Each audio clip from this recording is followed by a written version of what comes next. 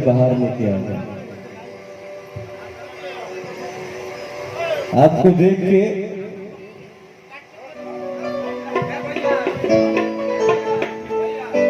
बस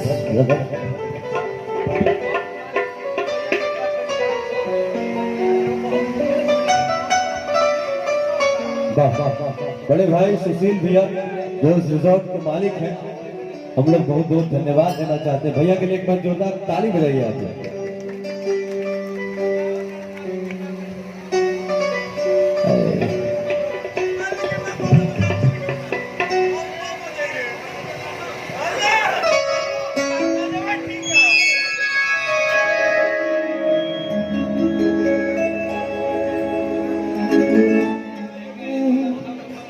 एक जन हमर से कहली बता दी ना, अरे पूछा जा कि क्या कहली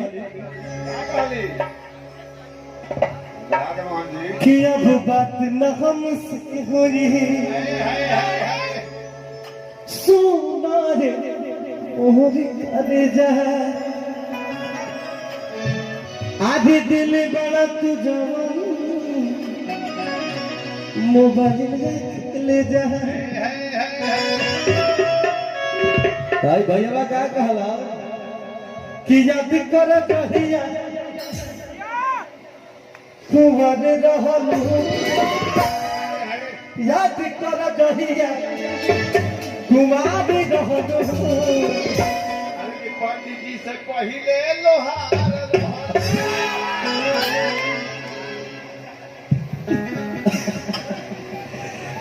अरे बाप रे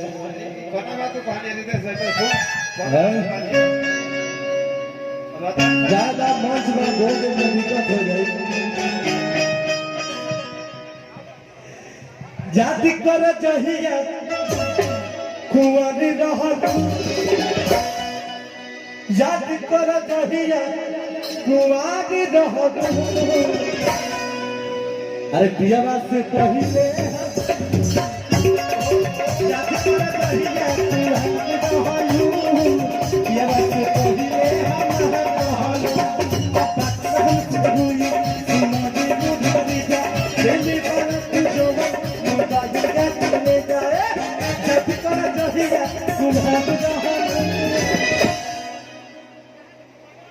पंडित जी से पहले मिलत रोज बसवार रहलू,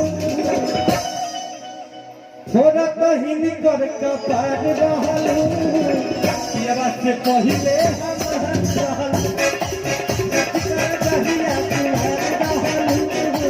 पिया से पहले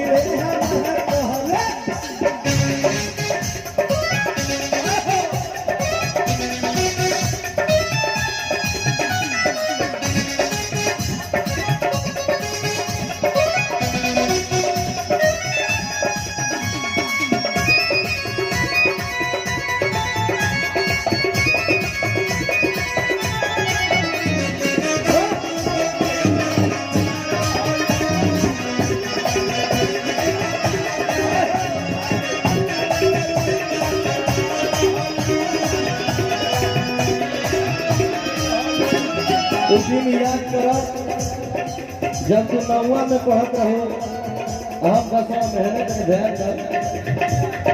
उस दिन याद करो जब तू नौवा में पढ़त रहो, हम 10वां में हाई स्कूल के पिछवाड़ी हमने मुलाकात होत रहे। भाई रहे प्यारी जब रहलू न धन हो, तारा के तो घरी कुछ धरैला पर कुछ कहत रहो, नाम तारा पता रहे। भाई रहे प्यारी जब रहलू न धन हो,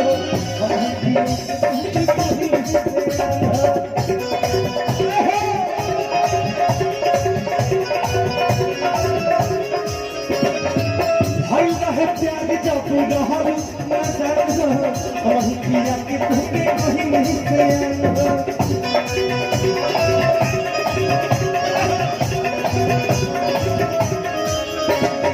खुशी लावत है